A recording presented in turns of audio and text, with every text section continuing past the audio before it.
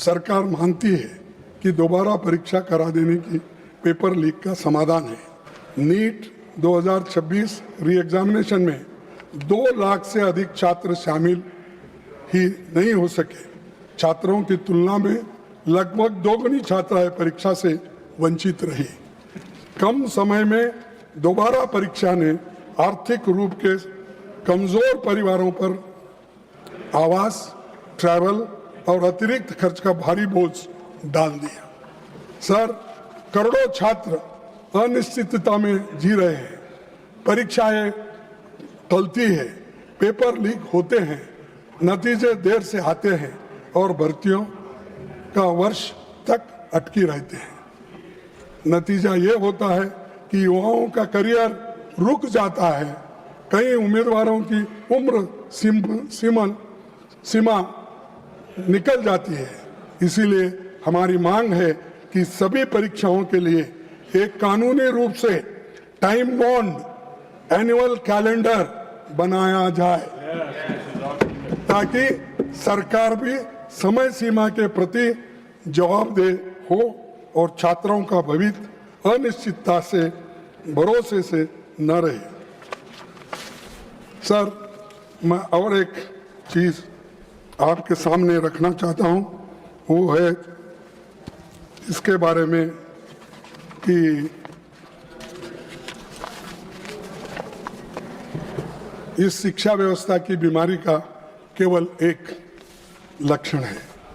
हर 10 बच्चों में से लगभग 2 बच्चे 10वीं कक्षा तक पहुंच पाते हैं और कक्षा 12 तक आते आते 10 में से लगभग 4 बच्चे रहते हैं।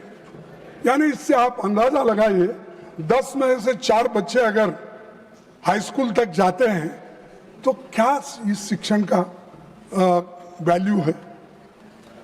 और पार्लियामेंट्री स्टैंडिंग कमेटी जो 355 रिपोर्ट के अनुसार लगभग 10 लाख शिक्षकों के पद खाली है।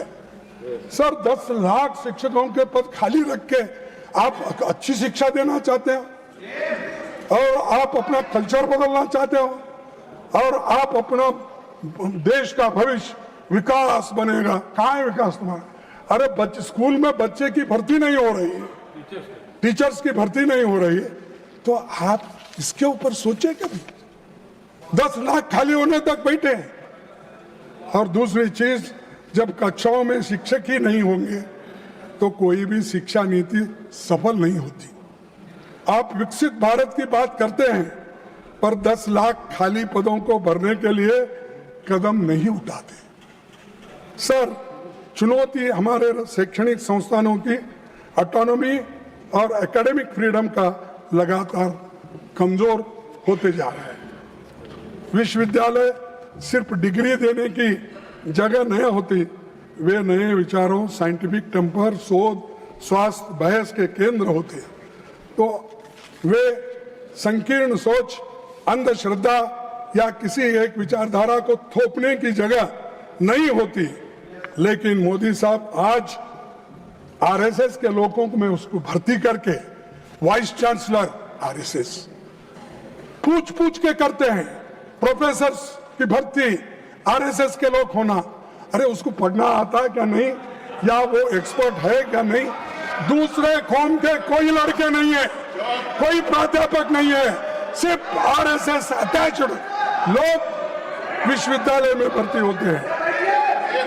और वाइस चांसलर्स हर यूनिवर्सिटी में वो आरएसएस के लोगों को ही भरते हैं। और इससे क्या हो रहा है, अच्छी सरकार की छवि अच्छी नहीं बन रही।